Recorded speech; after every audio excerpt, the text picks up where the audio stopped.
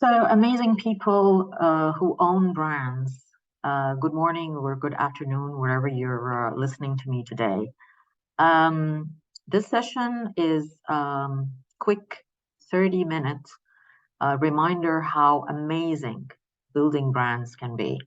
And if there's anything I've learned over time, is that in adversity, in economic downturns, it's only big brands that continue to commit that get out of it. And you know what? I tell brands that are still, popping up or had issues in the past, particularly heritage brands. Those are just like, we're old, we're big, we have huge 100% awareness. What do we care? And they're just losing, or maybe they're not in terms of money, but they are other competitors coming in the market, and they are just, they were sleeping giants, and now they're waking up. Now, I would love to help you, and if you've been following me on LinkedIn, there's a lot of posts I put on that because I do care about building brands, and brands are not only for multinationals. Coming from someone who worked almost 20 years in multinationals, I can definitely tell you that. So, to cut a long story short, what I wanted to advocate for here is just a reminder. It's an inspiration with all the ongoings of daily chores in the business. And I do totally understand what you're going through. I help you through it when we dig into SQ level and portfolio optimizations and efficiencies in spent and all of that. So I do know. Yeah. But at the end of the day, how many times you've sat down and said, when you're discussing with an agency a brief, or they're pitching, or they're presenting new ideas and concepts for a campaign, even if you have it in the brief, you've actually had a one-to-one discussion on that, revising the strategy or the targets or the growth target and so forth. I'm not saying that you're going to change the strategy, but a bit of a sense of what can we do more? Has the target changed? A lot of changes happening. You always hear me talk about this. So I thought, how about a little nugget, about a 30-minute thingy, just, teeny weeny 30 minutes in your day, and tell you about 5 pointers, okay, that I've gathered over the years. It's my own learning, okay, why amazing brands continue to deliver the message, connect with you on a human level. لا بلاش كلمة human دي عشان بتزعل شوية ناس يعني. Let's say emotional. That's more likely and applicable. And let's take it from there. Just think about it, be inspired for the morning. If there's something you want to tell me, or give me feedback, or you need support, you know where to find me. So let me reach out to this small deck. I'm going to share it now, and let's see where we can take it. Okay. So yes. Warning. This is inspiring content. Yeah. All right. I have a couple of videos, so I'm not sure with the network whether it's going to go smoothly or like in any case, I'll tell you which ads there are, but it's just for examples and inspiration. So please feel free to suggest even. It's one of the things I want from you. This is your action point today, is to fill me in whether these little nuggets of inspirations work for you. You want more of it, because on a separate note, and I wanted to actually wrap up this conversation with this one, but I might as well tell you, I want to do these little sessions, and maybe that's in video format or audio format on LinkedIn, a series around communication, specifically winning communication. Yeah, I do that in format of workshops, but to me, it's more around little nuggets of best practice that is currently happening. After so many years of working, I'm still learning, and I want to learn. This is how I feel. I'm still alive. And things are changing. I mean, in many years back, I would say this is the best practice in X, but now there's new learnings. And let me tell you, this is very important. We need to unlearn some of the stuff that we're doing now. Yeah.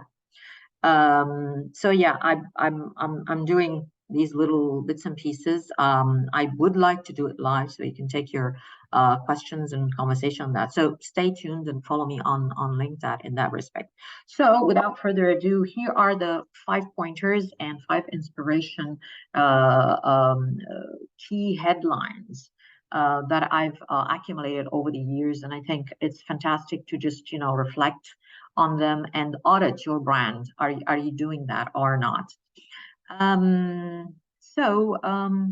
me start by yeah, I think this is working. I hope.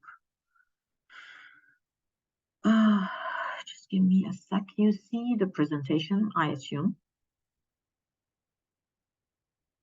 Okay. So, strong brands checklist. How do they do it? First one on would be never lose sight of who you are. It's very easy to, at some point,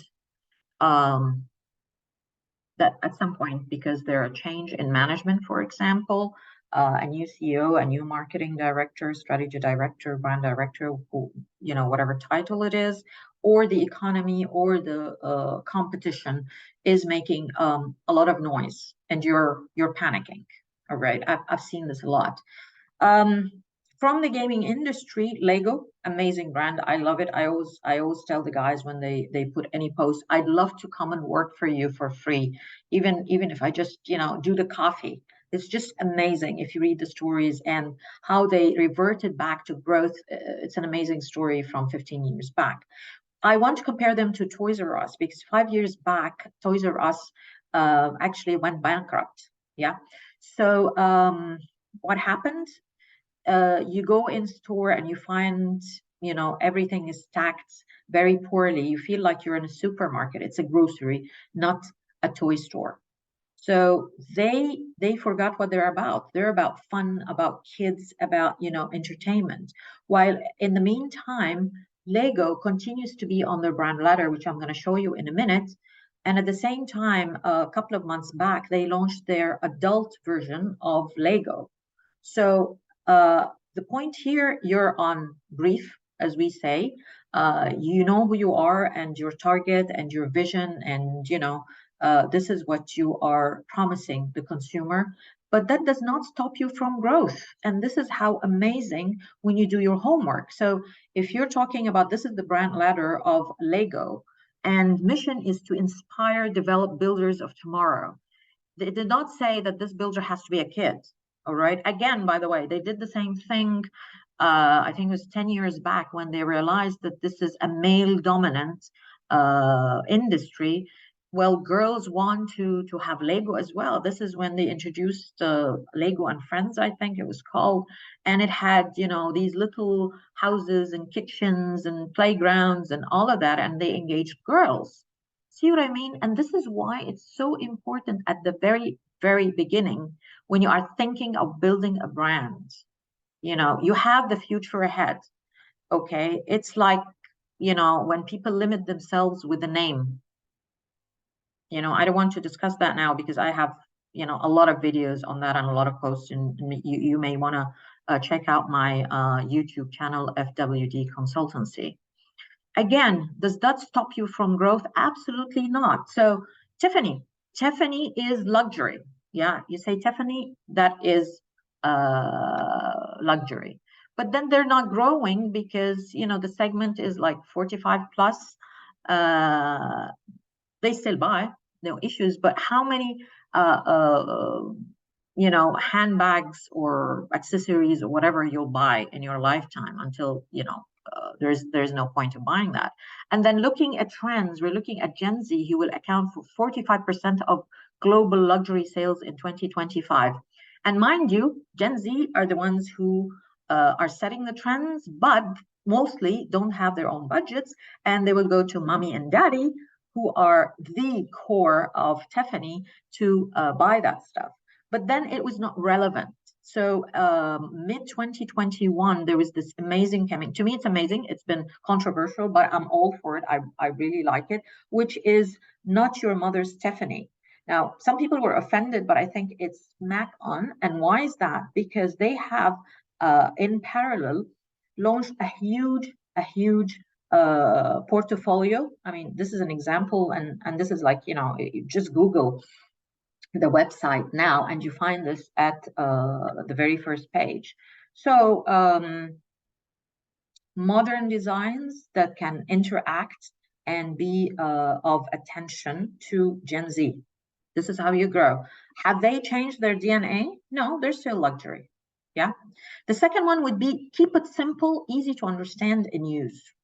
And to that, I've been privileged to meet this amazing guy, Ken Siegel, in 2017 in Brand Week, Istanbul. He was featuring his book, and it was simply about simplicity. So people are there, particularly, you know, art directors, no offense. When you complicate things and, you know, IT people, startup people, when you have this app and, you know, you have to register and you have these millions of passwords and everybody is logging in differently. I'm sorry, this does not work. And this is what Steve Jobs has said. Simple can be harder than complex. And I always, by the way, say that in my talks. I have tons and tons of insights and data, but when I do a workshop, it does not make me good when I say these, you know, terminologies. You know, simple is difficult. Yeah. So if you look at the story of Apple, this is their logo, and this is how complex and stupid it was, and now it's just an Apple. The range and the portfolio from back then, old computers, desktops, laptops were very complex in everything, in all the terminologies, and Apple, that is, just simply looked at the user experience from the name up to the end experience, and this is why Apple phones are amazing. Yeah. Fine. Third thing would be consumer centric. Yeah. I'm not gonna go on and on about Dove. It's just amazing, and they break through with, you know, the standards of beauty. It was all triggered by how women look at themselves, and when they did the research, it was only 4% they looked at beautiful. So all of this, you can imagine now, if you do that survey now with all that social media and stigma and all of that, and for God's sake, there are young people out there who commit suicide in their teens because somebody, you know, bullied them because of their looks. God, this is an insane world now. I mean, I hope for more and more brands like Dove, and they have a statement to say. Again, I mean, you know about this campaign. You know how people feel about it, and you know, males feel the same way. You know, I mean, no offense to bold guys, but you know, you feel a little bit, you know, I'm bold, I have a belly, I mean, you know, the mustache or whatever, I'm not tall enough, I'm not, or I'm too tall or whatever. We are human beings, and I don't want you to take it as, you know, gender issues or whatever, but this is an insight. Yeah. While I spoke on Dove as in the very basic consumer insight, that trigger, that tension. And please, if you do not have an understanding of the gap you're filling with your brand, please don't launch. There's something called the consumer tension. I mean, it's not like you're going to invent things. There are new stuff that is happening with the evolution of life, but if you don't have one, please don't launch. Please don't do a logo and go. You are just flat. So consumer and customer, that loop needs to be closed. And that is the consumer journey or customer journey when they from brand awareness up to being loyal and purchasing and all of that. And believe it or not, back in 2018, it was December, I was a keynote speaker in Brand Summit here in Egypt, and my story was around you know, how linear the old process of purchase from awareness to purchase and loyalty has become, from online, offline, and every touch points and all of that. And with like 900 plus CEOs and senior people, C-suite people in that room, I asked them a simple question. In the last 3 months, how many of you have called your helpline, visited a store, a branch, called customer service, you know, used your app and logged in, and only 6% of the audience raised their hand? This is a disaster, you know, for any leader in the organization that is not in touch with the people, their customers, okay, whatever it is, especially in service. Yeah, you are losing big time. Okay, not to mention, the employee aspect of it. I'm not going to talk about that now, because your internal customer is the employee, and it's, the whole brand experience, all of that. If you're following me on LinkedIn, you know how much I'm passionate about all that journey. So it needs to be close. The other one is make it emotional. All right. So over and over, and the work I've done with neuromarketing and system 1 and system 2, if you've attended my workshops, you would know how much we know now about how the brain reacts to stimulus and how we make decisions. The biggest myth we had over time is that we are rational people. No, we are not rational people. Okay, it's hard to believe, but there is a lot of research done on this. The book Thinking Fast and Slow, award-winning. Please go back and read that, or check some of the videos I have on my YouTube channel. Yes, we are emotional beings. Now, these are two amazing examples for me personally. I have to tell you, every time I see them, I have tears in my eyes. So this is Coca-Cola Egypt from Ramadan in 2021, and El Mara'i in Saudi. للمحبة طعم, and this is the whole campaign on it. This particular execution, the expression on the boy, and hands down to the cast. Okay, I think this was like 5 years or more back.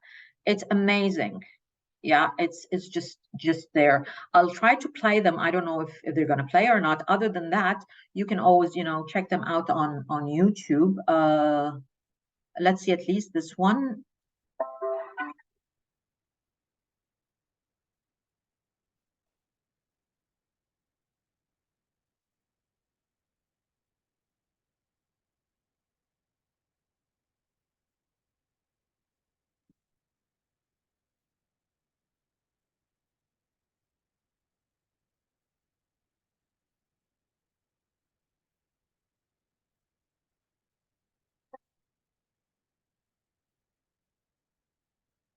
God, isn't that touching? It's amazing. And what I like about it, doesn't have VO. I have strong views about VO and the use of it. I think overusing it means that you have very poor creative.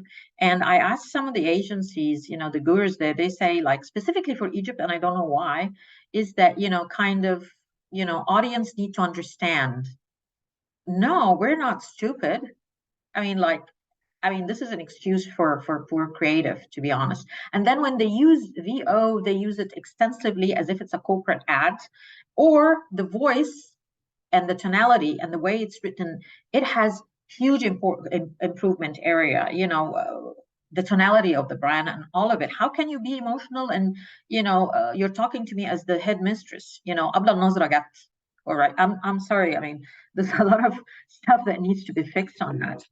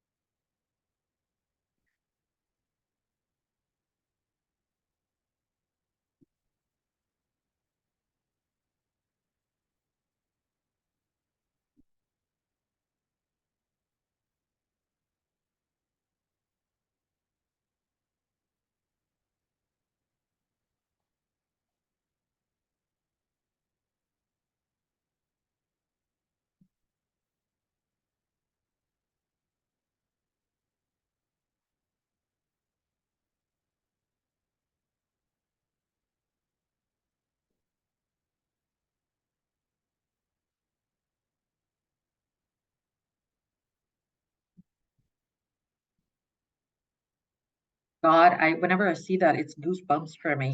But then again, this is not emotional for the sake of being emotional, because some people get it wrong.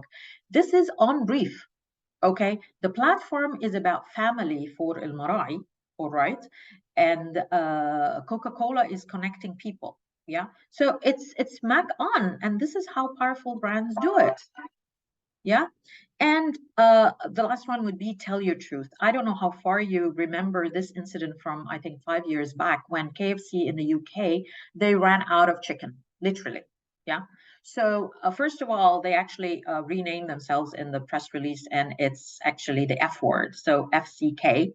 And they went out bluntly and said, "Guys, we screwed up." The way it's written, I'm going to read for you this because it's a huge learning for people in corporate communication. Okay, and they did it right away. They did not wait until everybody was pissed off and had all these mental negative association about the brand. We're sorry, a chicken restaurant without any chicken, it's not ideal. Huge apologies to our customers, especially those who have traveled out of their way to find we are closed, and endless thanks to our KFC team members and our franchise partners for working tirelessly to improve the situation. It's been a hell of a week, but we're making progress, and every day more and more fresh chicken are being delivered to our restaurants. Thank you for bearing with this.